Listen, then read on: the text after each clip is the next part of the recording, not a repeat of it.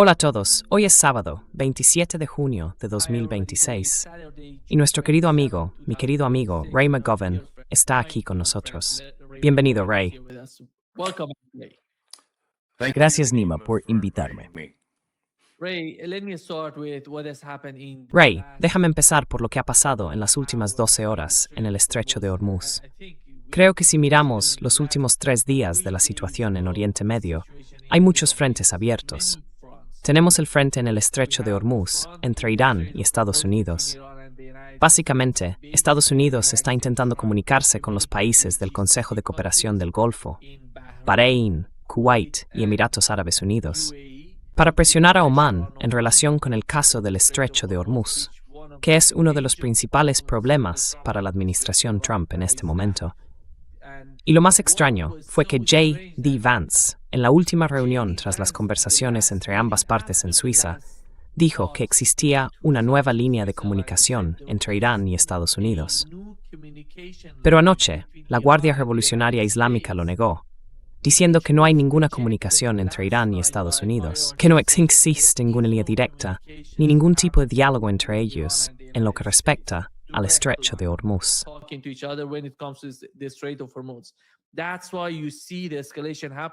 Por eso estamos viendo cómo la situación se intensifica. Irán atacó uno de los barcos que intentó pasar por el estrecho de Hormuz. Luego vino la represalia de Estados Unidos, con un ataque en la zona de Sirik, en el sur de Irán, cerca del Golfo Pérsico. Y después, la respuesta iraní contra activos estadounidenses en la región. Según informó Associated Press, una base estadounidense en Bahrein fue atacada anoche. Así que esta es la situación en el estrecho de Hormuz. ¿Cuál es su interpretación de lo que está ocurriendo ahora, a medida que pasa el tiempo? Las dos partes parecen estar intentando, de una forma u otra, controlar ese estrecho. Por un lado, Rubio viaja a Oriente Medio para presionar a Omán. Irán, por su parte, tiene su propio enfoque y sabe que mantiene cierto nivel de coordinación con el gobierno omaní. Pero, ¿cómo interpreta usted lo que está ocurriendo en este momento? What do you make of what is going on right now? Nima, these are really good questions. Now, Nima, son preguntas muy buenas. Ahora, en tono de broma, diría simplemente que no pensé que Rubio tuviera el valor suficiente para visitar Bahrein.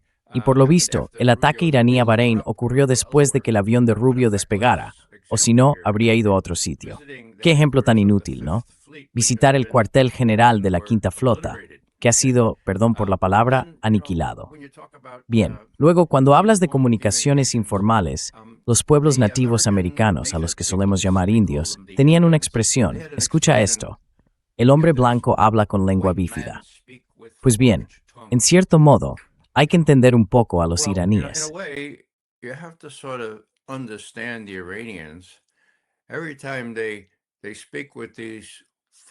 Cada vez que hablan con esos sionistas de lengua doble, me refiero a Kushner y a Witkoff, o acaban asesinados o empieza una nueva guerra, ¿verdad? Así que, si yo estuviera en Teherán y Vance o alguien más dijera, oye, hagamos un canal secreto para hablar con una lengua doble en público y otra en privado, ni pensarlo. ¿Quieres hablar con nosotros? Tenemos mediadores. Habla con nosotros por esa vía. No queremos más de esas maniobras, ¿de acuerdo?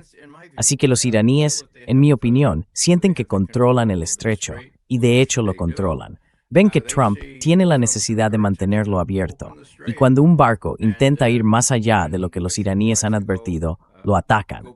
Y entonces Estados Unidos responde.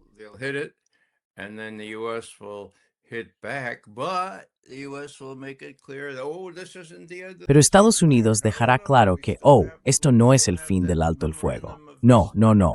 Todavía tenemos ese memorando de malentendidos. Tenemos ese memorando de entendimiento, ¿verdad? Así que, ya sabes, si yo fuera iraní, diría, bueno, estamos en una posición ventajosa. No queremos que el mundo entero sufra una gran depresión. Pero bueno, podemos soportarlo mejor que Estados Unidos y Trump. Quiero decir, se acercan las elecciones de mitad de mandato, así que esperemos a ver cómo evoluciona esto. Si intentan pasar por el estrecho, les mostraremos quién manda, o, como le gusta decir a Trump, quién toma las decisiones esta vez en el estrecho. ¿Es así como lo ves tú, Nima? En otras palabras, creo que, bueno, lo dejo ahí. well, I'll stop there.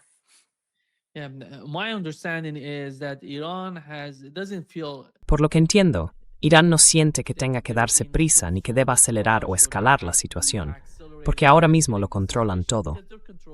Además, hay comunicación entre el gobierno iraní y el gobierno de Omán. Emitieron un comunicado justo después de aquella reunión en Suiza.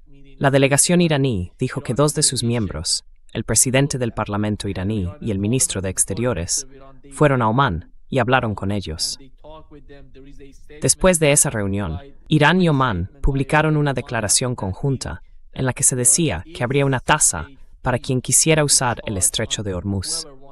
Y ayer Bloomberg informó de que el gobierno omaní comunicó a los europeos que habría una tarifa en el estrecho. Esa es la posición. Pero Estados Unidos está intentando manipular, de alguna manera, a los partidos políticos de los países del Consejo de Cooperación del Golfo, o quizá de otros países. Y eso genera cierta división, porque Rubio no fue a Arabia Saudí ni a Qatar. Fue a, bueno, esos otros. Lo que queda de ese sitio, sí. Perdón, exacto, porque cuando no vas a Arabia Saudí ni a Qatar, sino que vas a Bahrein y a Kuwait, te preguntas, ¿qué es eso? Porque esos países no son importantes en los cálculos de esa región.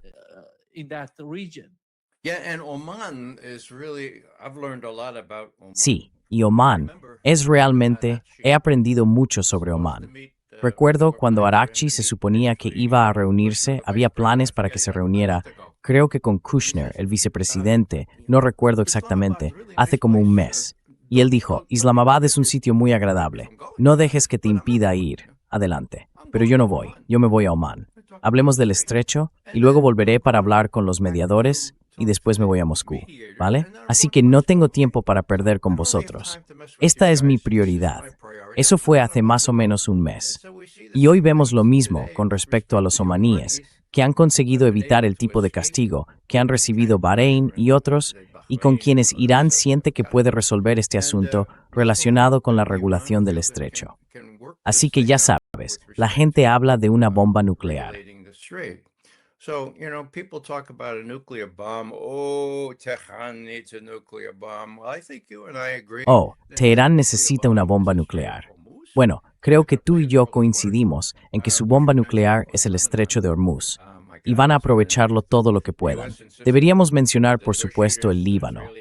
Madre mía, Estados Unidos insistió en que los negociadores, israelíes y libaneses, se quedaran un día más para lograr el último acuerdo en el que habría una especie de retirada de algunos israelíes.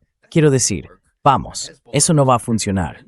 Hezbollah no va a ceder, y si el pueblo libanés y los israelíes siguen intentando destruir a Hezbollah, no va a funcionar. Así que ese es uno de los, bueno, como tú sabes mejor que yo, quizás sea el punto débil, y la prueba estará en los hechos. Y con eso quiero decir que si Trump no puede contener a los israelíes en el Líbano, los iraníes han dejado clarísimo que ven todo esto como un arco de resistencia.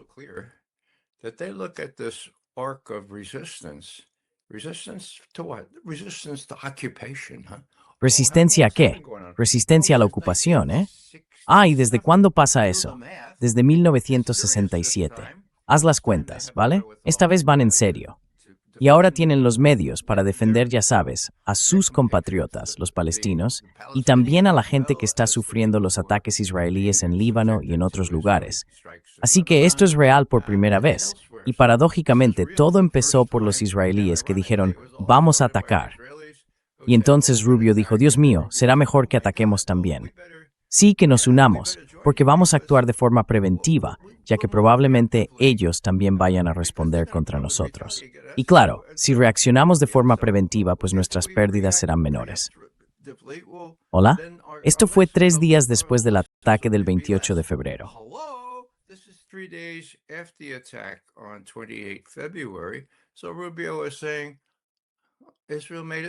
Así que Rubio decía, Israel nos obligó a hacerlo. Quiero decir, no hace falta que gente como Joe Kent u otros digan, mira, yo me retiro, no hay una amenaza inmediata y los israelíes nos obligaron a hacerlo. Ahora tenemos al secretario, al próximo secretario de Estado, que también es, como yo lo llamo, el que controla el flujo. controla el flujo de información que llega al presidente, de inteligencia y de otras cosas. Y he empezado a llamarlo una especie de esfínter anal, en el sentido de que puede abrir o cerrar el paso a lo que entra, y dejará pasar información real de los pocos analistas de inteligencia responsables que aún quedan en la comunidad. No, si no coincide con lo que quiere Rubio. Así es como lo veo. Supongo que me repito, pero es que mi opinión no ha cambiado en los últimos 2 meses, más o menos.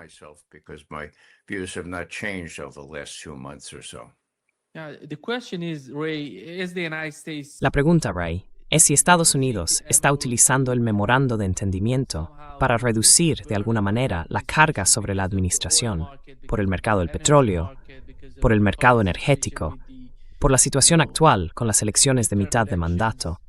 Y luego, claro, volver al tema de la guerra.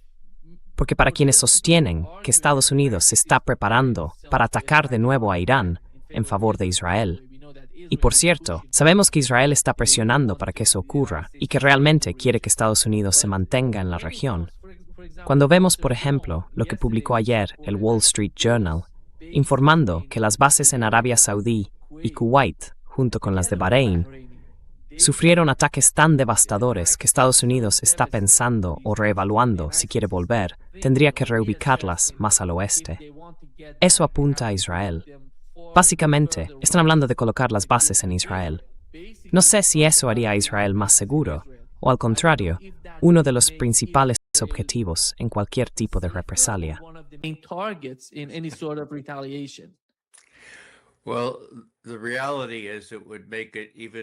Bueno, la realidad es que eso lo convertiría en un objetivo aún mayor y más fácil de alcanzar. Seamos sinceros, el armamento de defensa aérea tan publicitado no es la cúpula dorada, sino la cúpula de hierro, ¿verdad? Y todas esas otras instalaciones, todos esos sistemas de defensa aérea que los israelíes presentan como totalmente herméticos, en realidad no lo son. Irán tiene misiles hipersónicos que pueden atravesar cualquier defensa aérea. ¿Cómo lo sé? Porque lo han demostrado. ¿Vemos las fotos, los daños en Israel? No. ¿Y por qué? Por la censura extremadamente estricta del gobierno israelí.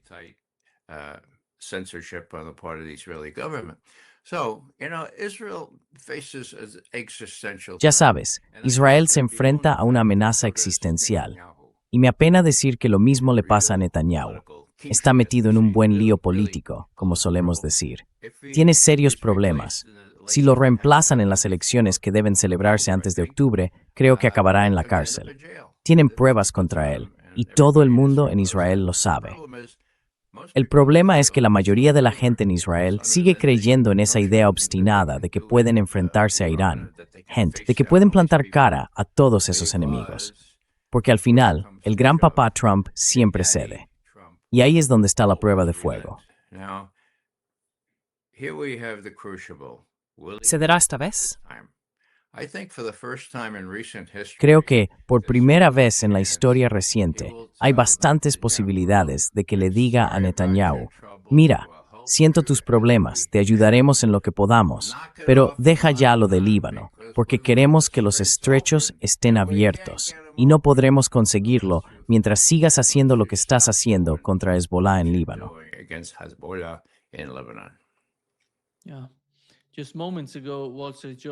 Sí.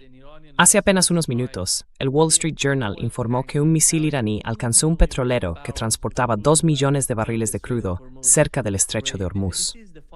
Esta es la lucha que está ocurriendo. Las dos partes intentan dominar la región.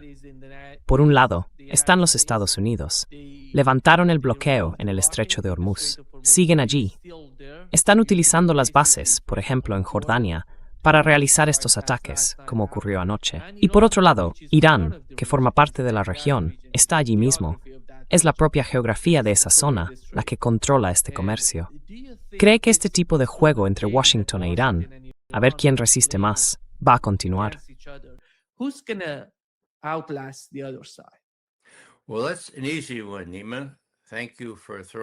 Bueno, ese es fácil, Nima. Gracias por lanzarme una pregunta sencilla. Nuestros líderes militares y políticos sufren de miopía, son cortos de vista. No pueden leer un mapa, a menos que sea a una escala muy pequeña, ¿vale? No ven cómo es Asia Occidental, dónde están los rusos, cómo está distribuido todo eso, y no saben medir la diferencia entre un sitio como Bahrein y Norfolk. ¿De acuerdo? O sea, hola, es que es tan simple. Ahora bien, ¿cómo se explica eso? Pues se lo pregunté a Larry Wilkerson, un buen amigo mío. Le dije, Larry, no hay ningún alto general que diga, oye, esto es lo básico, mira el mapa primero, piensa en las líneas de suministro, en la munición, en cuánto tienes y en lo que el otro.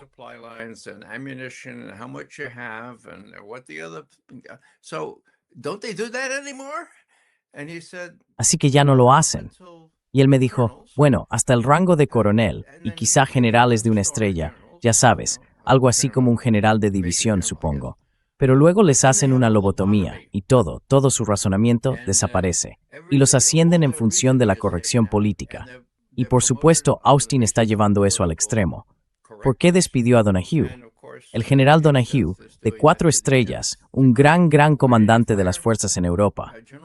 No lo sé, pero mi suposición es que Donahue fue a hablar con él y le dijo, mira, tienes marines, tienes a la 82 aerotransportada en la zona del Golfo Pérsico. Olvídalo. Si estás pensando en meterlos en Irán, dimito. Y yo dije, ¿qué? Sí, no va a funcionar. Solo vas a matar a un montón de mi gente, de nuestra gente.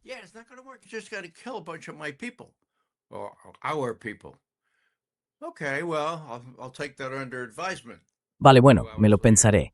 2 horas después despidieron a Donahue. Así que tienes a gente como esa, completamente loca, dirigiendo las cosas. Y Larry conoce a esos tipos. Quiero decir, él mismo debería ser general. Pero claro, no era políticamente correcto, sobre todo en lo que respecta a Israel. Así que, ya sabes, es un auténtico desastre. Pero igual que en el suroeste de Asia, también en Ucrania, por el amor de Dios, deberían haber mirado el mapa. A ver, ¿qué hay al lado de Ucrania? Ah, resulta que eso antes se llamaba la Unión Soviética. Ahora se llama Rusia. Quiero decir, se compara, bueno, no voy a seguir, pero los rusos, los chinos y los iraníes miran todo esto y dicen, bueno, primero que esta gente no tiene ni idea de cómo librar una guerra.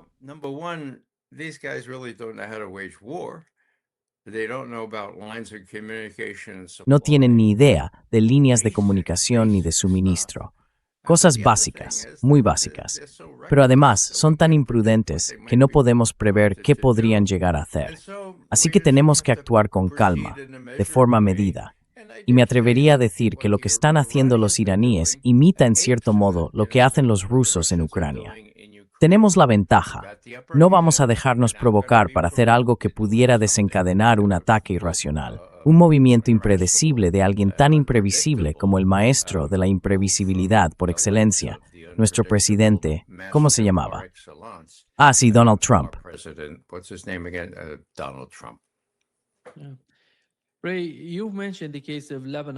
Ray, mencionaste el caso del Líbano. Creo que como el Líbano es una de las partes importantes del memorando de entendimiento, la primera cláusula del documento trata precisamente sobre el Líbano. Y básicamente si miras el texto, se ve que está obligando a Israel a retirarse del Líbano. Sí, porque tienen que dejar de atacar. En el fondo, todo gira en torno a la retirada de Israel del Líbano. Y además, vimos al gobierno libanés salir ayer y alcanzar algún tipo de acuerdo con los israelíes.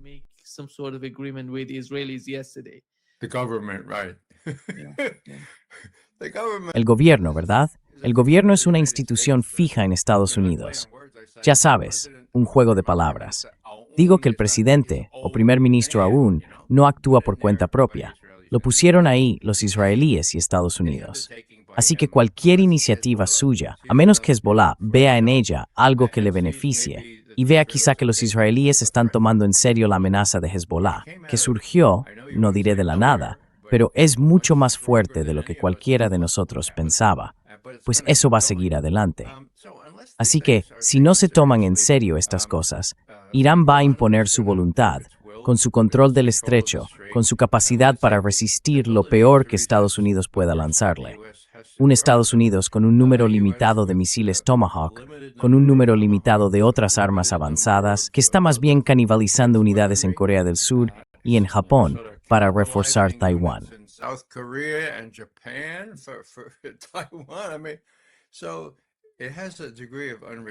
Quiero decir, tiene un punto de irrealidad, pero si yo fuera iraní, ruso o chino, pensaría, vaya, vamos a ver cómo se desarrolla esto y cómo encaja con las próximas elecciones de mitad de mandato en Estados Unidos. O sea, ¿de verdad a Trump no le importan esas elecciones? Pues no, sí que le importan al final. Quiere que ese estrecho esté abierto antes de que haya una depresión mundial. Y no puede hacerlo a menos que frene, que le ponga las riendas a Netanyahu y le diga, mira, lo del Líbano se acabó, no más Líbano. Mencionaste, Nima, y esto me llamó mucho la atención, esos 15 puntos o lo que sean. El primero, ¿vale? El primero era un párrafo, ¿sí? 2 frases. Un país mencionado 3 veces en esas 2 frases. El país, Líbano. Country, Lebanon. Now, I have been saying that Verás, llevo tiempo diciendo que, en comparación con esos shakespearianos ricos en petróleo, los del Golfo, que no han mostrado el menor interés por lo que les ocurra a los palestinos, a Hezbollah o a cualquiera de esos grupos, Irán destaca, en mi opinión, por tener una postura más bien de principios, casi edificante, con un tipo de altruismo dentro de ese eje de resistencia.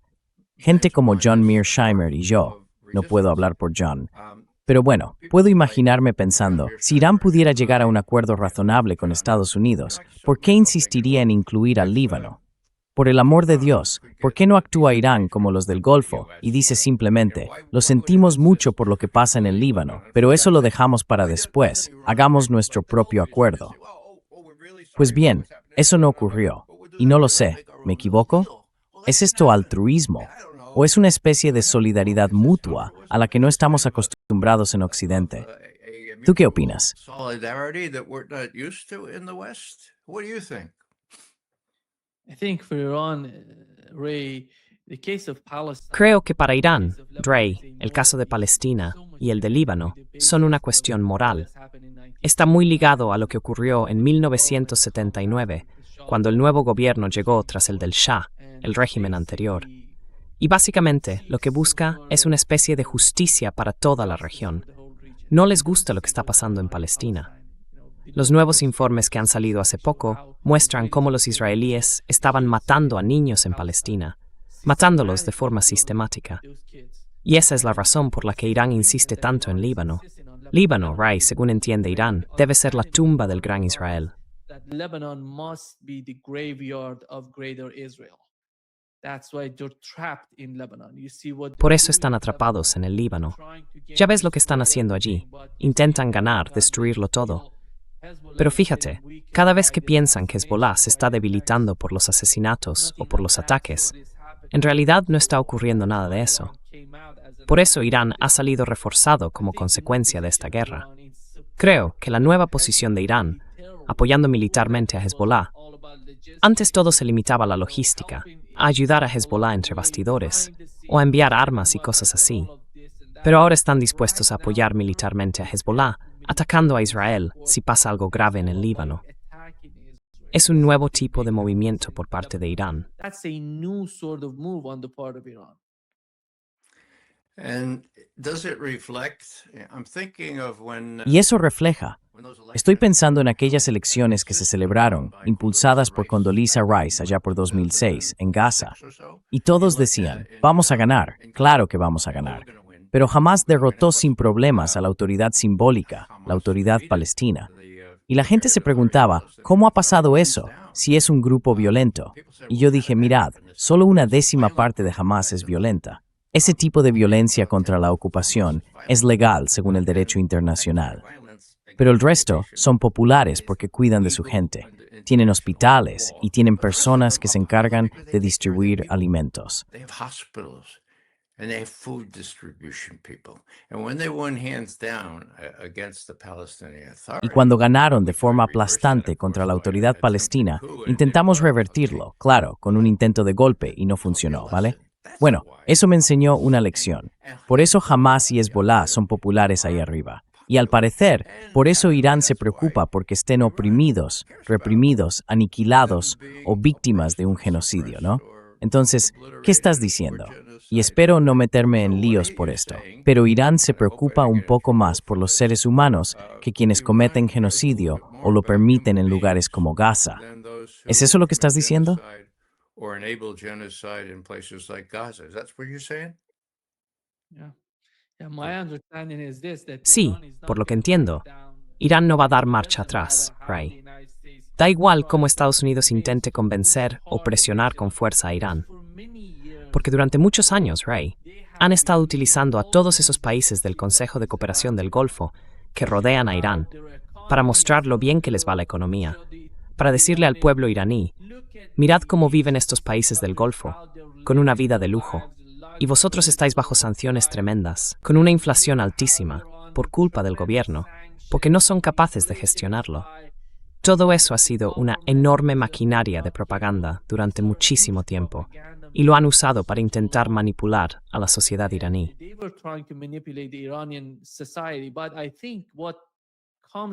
Pero creo que lo que la guerra ha dejado claro para el pueblo iraní es la realidad, porque han visto cómo, en solo 40 días de guerra, los Emiratos Árabes Unidos se están quedando sin dinero. ¿Qué tipo de economía es esa? Si son tan ricos, tan grandes, tan importantes, entonces ahora mismo no son países reales, porque todo está saliendo a la luz para los iraníes. Esa es la comprensión que tienen los iraníes, creo yo.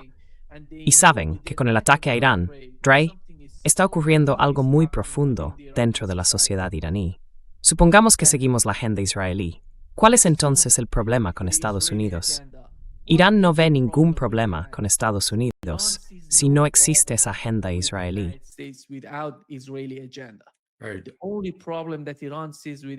El único problema que Irán ve con Estados Unidos es la agenda israelí, que Estados Unidos se utilice en la región como un intermediario. Esto es devastador para mucha gente, porque la sociedad no es tan política. La gente vive su vida, no sabe mucho sobre cuál es esa agenda. Pero cuando ven cómo Israel fue capaz de arrastrar a Estados Unidos a una nueva guerra en Oriente Medio, después de haber pasado por la guerra de Irak y la de Afganistán, y volver a centrarse en los iraníes, ellos sabían lo que era Irán, o lo que había sido Irán antes de que empezara esta guerra, pero aún así iniciaron la guerra. Fue una apuesta enorme por parte de Estados Unidos.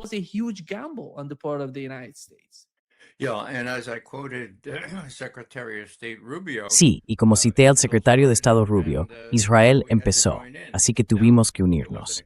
Ahora, no creo que eso sorprendiera mucho a Rubio, pero que lo explicara de una forma tan clara, diciendo algo así como, bueno, ya sabes, Irán va a ir a por nosotros porque saben que estamos completamente alineados con Israel.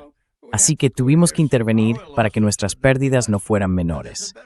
Ahora bien, hay una fuente aún mejor, y se llama Joe Kent, ¿de acuerdo? Número 2 en el aparato nacional de inteligencia, jefe de contraterrorismo. Cuando vio el ataque no provocado contra Irán, escribió una carta muy respetuosa al presidente Trump, a quien había admirado en el pasado, y le di, señor presidente, tengo que dimitir por principios. Mr. President, I have to resign on principle. This attack on Iran was in response. Este ataque a Irán no fue en respuesta a ninguna amenaza inminente por parte de Irán, y todo se debió al país de Israel y a sus partidarios en Estados Unidos. Punto y final.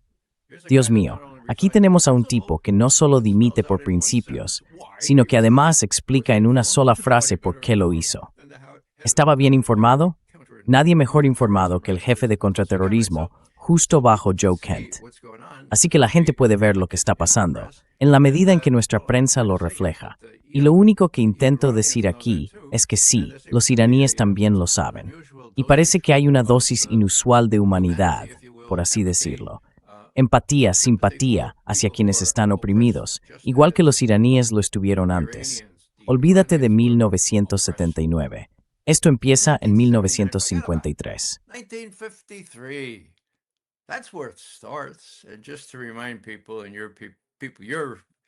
Y solo para recordarlo, aunque probablemente tus espectadores no necesiten que se lo recuerden, fue entonces cuando Mossadegh, el único primer ministro de Irán, elegido de forma popular y democrática, dijo, bueno, fue elegido un par de años antes, en el 51 o el 52, y luego miró a su alrededor y dijo, Dios mío, ¿por qué estamos dando a los británicos el 90% de los ingresos del petróleo que está bajo nuestro suelo? Hablemos de eso. Y después se convirtió en, vamos a nacionalizarlo, para que nuestro pueblo, el pueblo iraní, pueda beneficiarse y desarrollarse. Entonces, el MI6 británico tomó a la incipiente CIA, que tenía, ¿qué?, 4 o 6 años, y les dijo, chicos, esto es lo que se hace cuando un tipo como ese, Mossadegh en Irán, se cree que el petróleo bajo su tierra le pertenece. Y ya sabes cómo acaba la historia, ¿verdad?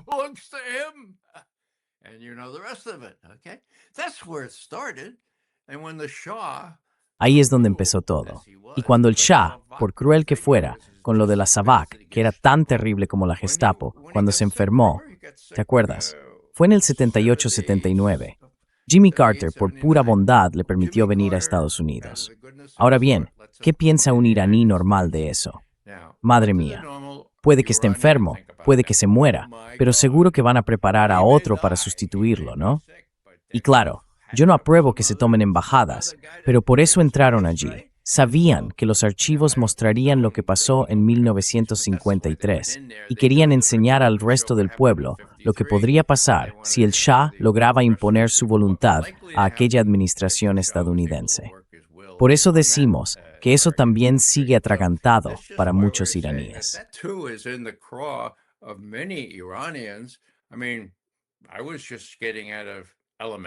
Quiero decir, yo acababa de salir de la escuela primaria en 1953, pero me acuerdo, sí, recuerdo haberlo visto en la revista Time. Ahí estaba Mossadegh, el hombre del año en Time, ¿verdad? Solo por un año, ¿no? Y luego se deshicieron de él. Pues ese es el contexto aquí. Por favor, no empecemos con el 79, por el amor de Dios. Empecemos con 1953. Y cuando trabajé en la CIA, hice algunos amigos que con el tiempo cambiaron bastante su forma de ver el mundo. Pero en su momento participaron en el proyecto Ajax, ¿vale?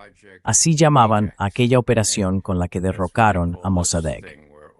También estuvieron metidos en otras cosas, pero no quiero acaparar la conversación, que ya lo estoy haciendo.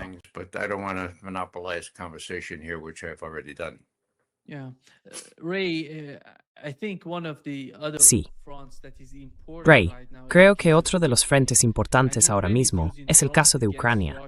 Ucrania está utilizando drones contra Rusia, y esos drones se fabrican en Ucrania, en el Reino Unido y también en otros países europeos, y no tienen intención de dar marcha atrás. Incluso vemos a Mark Rutte viniendo a Estados Unidos, literalmente convirtiéndose en un títere de Donald Trump, y tratando de promocionar lo bien que lo ha hecho Trump hasta ahora, diciendo que está haciendo un gran trabajo. Y luego Trump sale y dice, en respuesta a esa especie de propaganda, que Zelensky lo está haciendo bien, y que veamos qué es lo que intenta conseguir. ¿Cuál es la posición del gobierno de Trump respecto al caso de Ucrania? ¿Es una prioridad para Washington o tiene que ser Rusia la que encuentre otra solución para la guerra en la que está metida?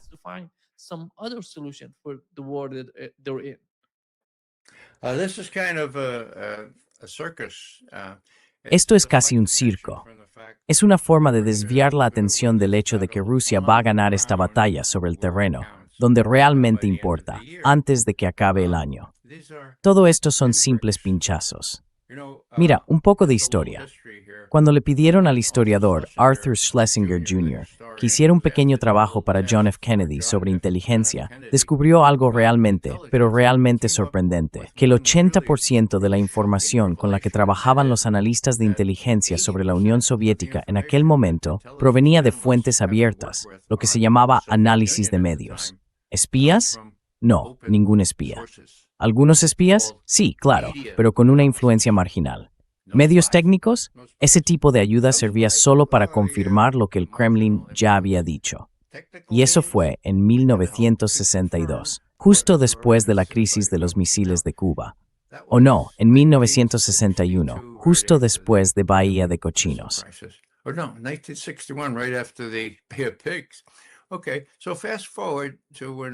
Vale, avancemos hasta cuando llegó Ronald Reagan, en 1980-81, unos 20 años después.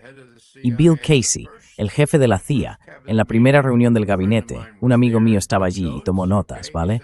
Dijo, ¿sabéis? Me he dado cuenta al llegar aquí de que los analistas no dependen de los espías. El 80%, la misma cifra, el 80% del material procede de fuentes abiertas. Así que existe algo llamado análisis de medios. Y lo que dicen los rusos cuenta y también cuando discrepan y cómo intentan explicarlo. Voy a ponerte un par de ejemplos, así lo decimos en el Bronx. Te voy a poner un ejemplo, ¿de acuerdo? Pues bien, aquí está Zaharova. Hace solo 2 días le preguntaron por todo esto, por todos esos ataques con drones, y ella dijo, bueno, ya sabes, Occidente está difundiendo historias sobre una victoria inminente.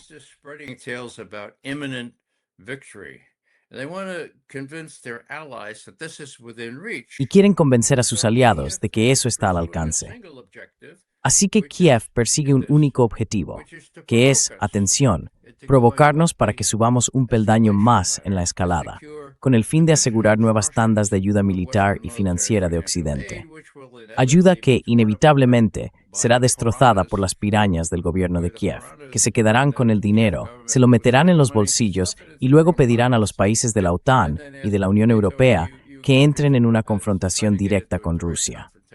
Ahora bien, hay mucha especulación, incluso por parte de analistas rusos respetados, como Dmitry Trenin, de que no podemos dejar que esto siga así. Hemos mencionado algunas de las fábricas y de las instalaciones militares en Europa que están ayudando a los ucranianos a hacer estas cosas.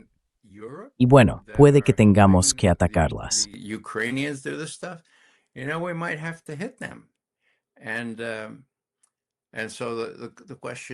Así que la pregunta es, ¿respondería Rusia atacando territorio dentro de un país miembro de la OTAN? Esa es la gran pregunta, ya sabes. Aunque fuera solo con medios convencionales, lo harían. La mayoría de mis colegas dicen que probablemente se verían obligados. La opinión pública está tan... Bueno, yo digo que no. Yo creo que cuando Putin se enfrenta a este tipo de cuestiones, le dice a Lavrov, a Ushakov y a todos los demás, bueno, ¿qué pensáis si, por ejemplo, y ya les hemos advertido que no lo hagan, los letones permiten a los ucranianos usar una de esas bases que se han preparado para ellos? ¿Qué hacemos si lo hacen? ¿No tendríamos que responder atacando Letonia? Y la respuesta ha sido que no. ¿Por qué? ¿Por qué, señor Putin? Bueno, a ver, que alguien me diga, ¿Letonia es miembro de la OTAN? No.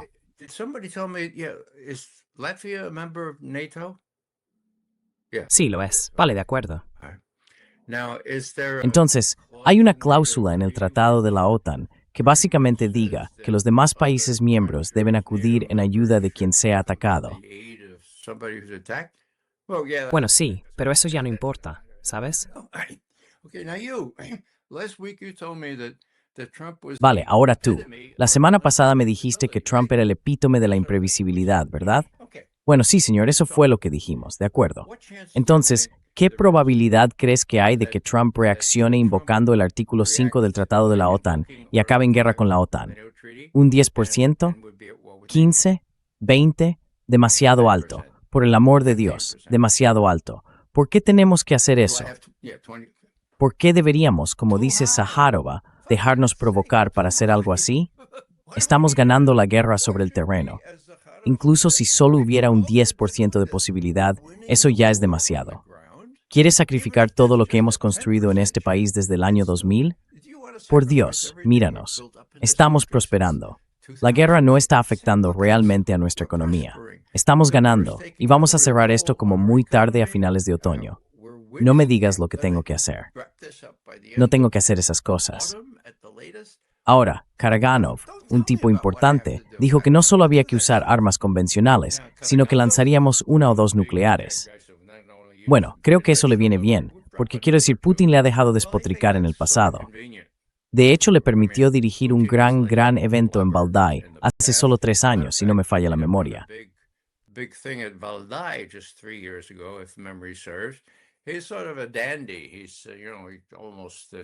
Es un tipo un poco presumido. Ya sabes, casi parece una persona occidental y pronuncia las cosas de esa manera. Pero cuando estuvo en otro programa distinto del tuyo, creo que era el de Dyson, Glenn Dyson, John Mearsheimer debatió con él. Le hizo todas esas buenas preguntas que solo John puede hacer, desde la Escuela Realista de Relaciones Internacionales, y dejó en ridículo a Karaganov. ¿Y qué pasa con Alemania? ¿Qué va a hacer Alemania? En otras palabras, Karaganov y a veces la señora Chov, la expresidenta, son útiles para decir cosas como, bueno, podríamos usar armas nucleares, o podríamos atacar a la OTAN, y probablemente la OTAN no podría responder. Lo que me inquieta un poco es alguien como Dmitry Trenin, que es más sensato. Dirigió el Carnegie en Moscú, por el amor de Dios. Who is more sensible. He used to head Carnegie in Moscow, for God's sake. He's a very American type Russian, but Es un ruso, muy del tipo americano, pero es realmente inteligente. Así que le oigo decir esas cosas y bueno, me inquieta un poco. Pero creo que la realidad sobre el terreno es esta. Los rusos estaban avanzando por desgaste hasta que llegaron los drones. Y ahora esos drones son un problema serio. Quiero decir, pueden atacar cualquier concentración de tropas y lo hacen. Así que han frenado la ofensiva rusa durante el último año, más o menos. No se puede negar, ¿vale? Y eso quedó muy claro. Y nadie se dio realmente cuenta, que yo sepa. En el Día de Rusia, hace unas 2 semanas, Putin reunió a suboficiales, sargentos y bueno, en el Kremlin. Y dijo, mirad, así es como quiero celebrar el Día Nacional de Rusia. Belousov, el ministro de Defensa, está aquí mismo. ¿Cómo va el frente? Defense minister's right here. How's it going on the front? You guys are just back from the front. Tell me what you need.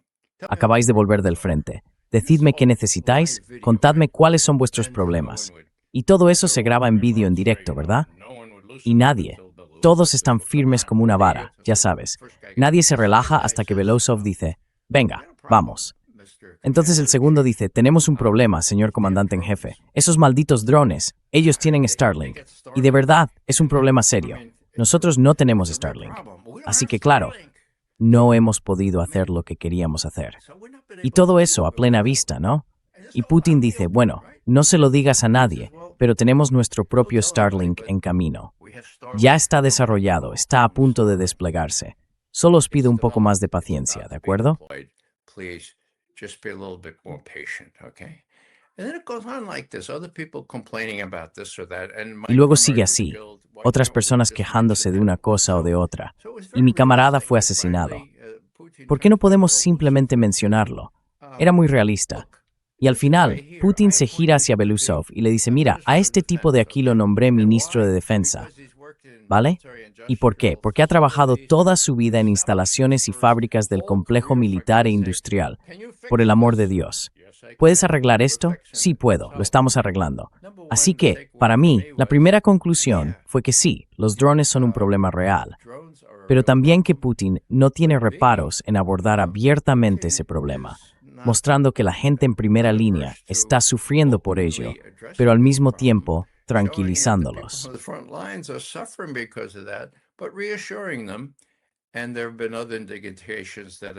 Y ha habido otras señales de que un sistema tipo Starlink ruso, ya sabes, con todos esos pequeños satélites y demás, está en marcha.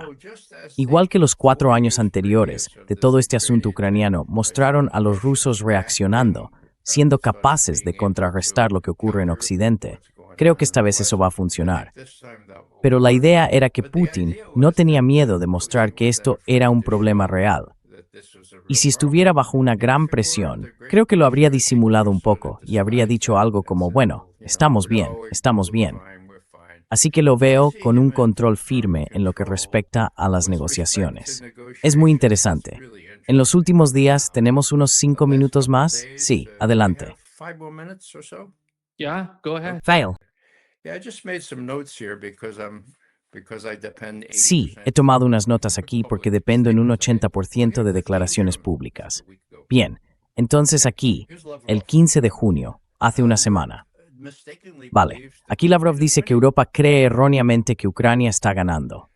Ahora bien, eso no es cierto, pero seguimos comprometidos, dice Lavrov, con los acuerdos de la cumbre de Alaska y con los entendimientos que se establecieron allí, y confiamos en que se aplicarán. Así que esto es del 15 de junio, ¿verdad? Seguimos comprometidos con esos acuerdos alcanzados el 15 de agosto, o sea, 10 meses antes. Estamos hablando del 15 de junio. Y el presidente Putin ha dicho que aceptó la oferta del presidente estadounidense Donald Trump.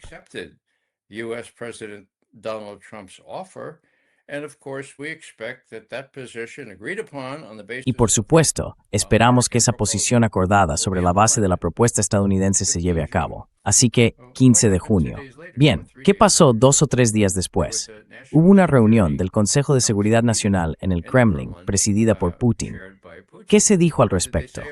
No mucho. ¿Pero qué salió de ahí? Pues aquí está Ushakov. Así que con un pequeño cambio, un par de días después, ¿no? Por el momento, una de las partes cumplió con los entendimientos discutidos en Anchorage, pero la otra parte, al parecer, y ahora podemos decirlo, ha demostrado ser incapaz de completar su parte del proceso y de cumplir los acuerdos, dijo Ushakov.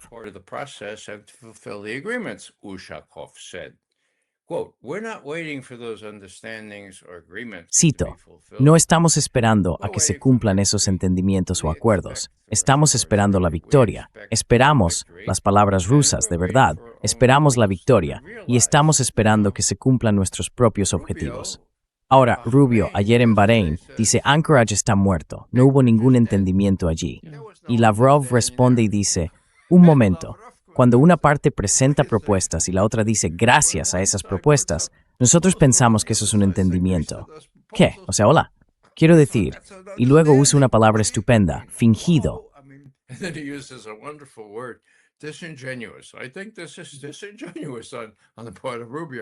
Creo que esto es una falta de sinceridad por parte de Rubio. ¿Qué quiero decir con esto? Creo que los rusos están hasta aquí con respecto a... y la idea de enviar a Witkoff y al yerno Kushner de vuelta allí. Quiero decir, después de toda su conducta reprobable, sus tonterías y sus engaños, no solo con Rusia, sino sobre todo con los ucranianos, con los iraníes. Ya sabes, creo que los rusos dirán, bueno, esperaremos a que esto pase y no vamos a dejarnos provocar. Y por último, diré que desde hace ya un mes, el Servicio de Inteligencia ruso, que tiene un departamento de relaciones públicas, emitió un comunicado público diciendo, mirad, esto es lo que pasó en Riga, en Letonia.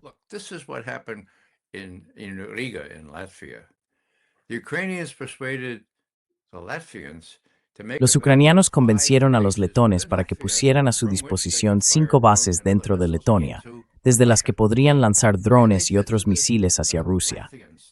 Y les dijeron a los letones, estos ucranianos están listos. Mirad, los rusos nunca sabrán de dónde vienen. Pero el SVR, el Servicio de Inteligencia ruso, dice, atención, para quien le interese, tenemos las coordenadas de esas bases. Sabemos las coordenadas de los lugares donde se toman decisiones en Riga, la capital. Así que ya sabes, los letones o están demasiado cegados por su rusofobia, o son ingenuos o ambas cosas. Eso fue hace un mes. Entonces, ¿han dejado los letones que los ucranianos usen esas bases? No lo creo. Bien, ¿y si lo hacen, será automático?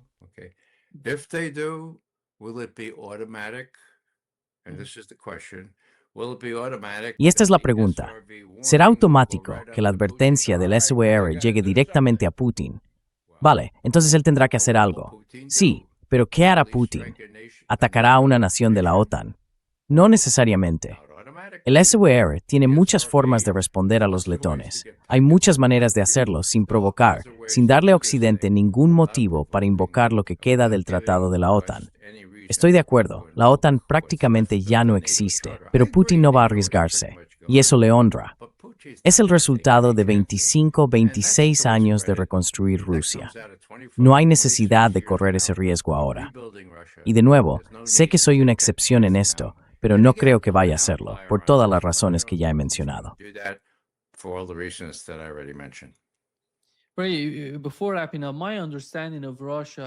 Antes de terminar, mi impresión sobre Rusia, como mencionabas, es que hay mucho que decir. La forma en que están actuando, la manera en que han gestionado la guerra, me parece muy pragmática. Y con lo que está ocurriendo con Letonia, que también mencionabas, creo que si Rusia llega a la conclusión de que Letonia está siendo utilizada por los ucranianos para atacar territorio ruso, podrían atacar Letonia. Y lo digo en serio, están pensando en eso, porque ahora mismo hay debates en Rusia sobre cómo responder a la implicación directa en los ataques con drones contra su territorio. Y sinceramente, no veo a la OTAN defendiendo a Letonia si Rusia la ataca.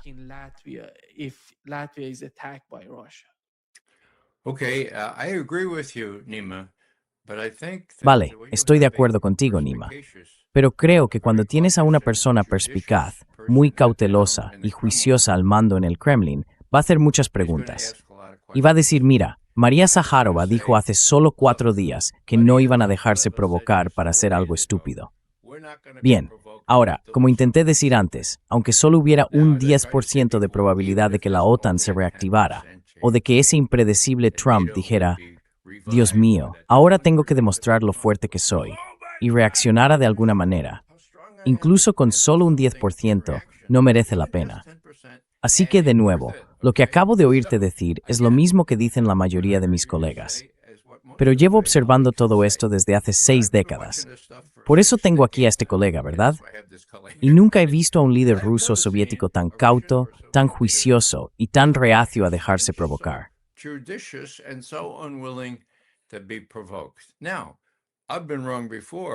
He estado equivocado antes, como sabes, Nima, así que veremos cómo acaba esto.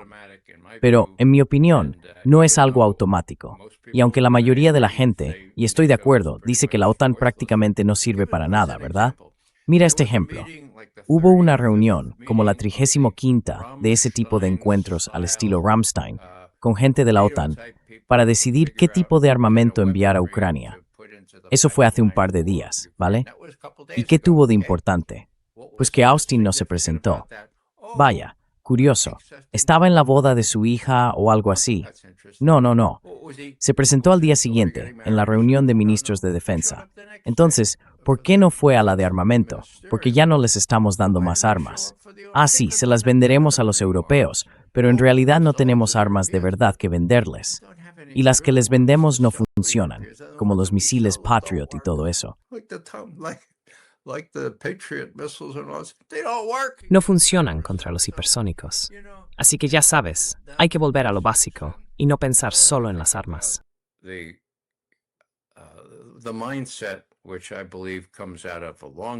Esa forma de pensar creo que viene de una larga tradición y también de una experiencia personal con la guerra. Mucha gente no sabe que Putin perdió a su hermano mayor.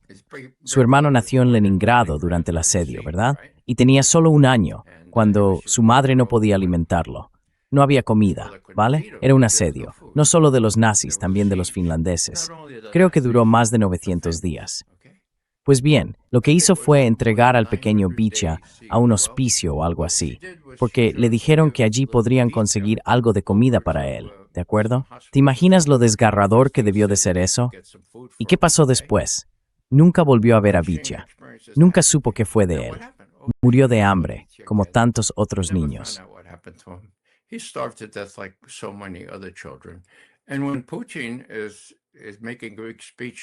Y cuando Putin da un discurso en griego, en lo que hoy es San Petersburgo, que antes fue Leningrado, alguien le dice, un momento, Vladimir Vladimirovich, ¿no murió aquí tu hermano mayor durante el asedio? Y él responde, sí, eso pasó. Entonces le preguntan, ¿y dónde está? ¿Dónde está enterrado? Puede que hayas estado en Leningrado o que hayas visto ese enorme montículo donde hay enterrados unos 900,000 cuerpos, ¿vale? Pues Putin estaba allí delante y dijo, Vitya está por allí. ¿Y por qué menciono esto? Porque Vladimir nació años después, cuando su padre encontró a su madre, que había sido dada por muerta entre un montón de cadáveres. Vio que aún respiraba, la reanimó, la cuidó, y de esa historia nació el pequeño Vladimir.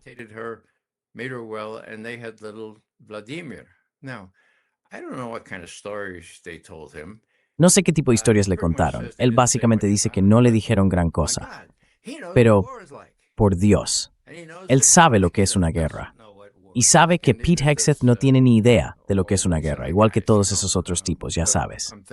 Estoy pensando en J.D. Vance, ¿vale? J.D. Vance, sí, él sirvió, ¿no? Él en Suiza dice, bueno, soy parte de los millennials, ya sabes, soy parte de los millennials. Así que lo busqué para asegurarme.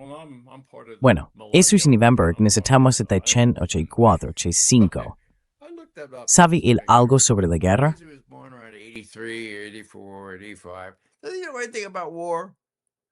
No. Y eso es una advertencia para gente como Putin. Es como decir, Dios mío, estos tipos no sufrieron destrucción en Estados Unidos. Perdieron quizá 400,000 soldados. Nosotros perdimos 27 millones de ciudadanos, incluidos los soldados. Dios mío, tenemos que tener mucho cuidado con esta gente porque no saben lo que es eso. Y creo que eso explica en gran parte su prudencia y su falta de disposición a dejarse provocar. to be provoked. Yeah, I think what you've just mentioned Sí, is creo que lo que acabas de mencionar es muy profundo. Y tenemos que entender la profundidad de eso en la mente del presidente ruso. Eso está siempre en el trasfondo de cada una de sus decisiones. Yeah, we just marked Sí, acabamos de recordar que fue el 22 de junio, la invasión nazi, el 22 de 1941, un gran aniversario. Y añadiré que Putin escribió un discurso bastante conmovedor en 2020. Empezaba preguntando, ¿por qué todo se detiene? ¿Por qué se hace un nudo en la garganta de todos cuando llega el aniversario del 22 de junio? Aún hay mucha gente viva, no muchos, pero algunos, y todos los rusos estudian lo que ocurrió entonces. Está, como dices, en sus cromosomas, por así decirlo. Y Putin es uno de los que no quiere que eso vuelva a pasar, porque en su vida personal, incluso antes de nacer, su familia ya había sentido lo que aquello significó. what that meant to his family even before he was born. Sí. Muchísimas gracias, Ray, por estar con nosotros hoy. De nada, Nima, y mucha suerte. Si encuentra actúas. Good work. Great pleasure. Un placer como siempre, Ray.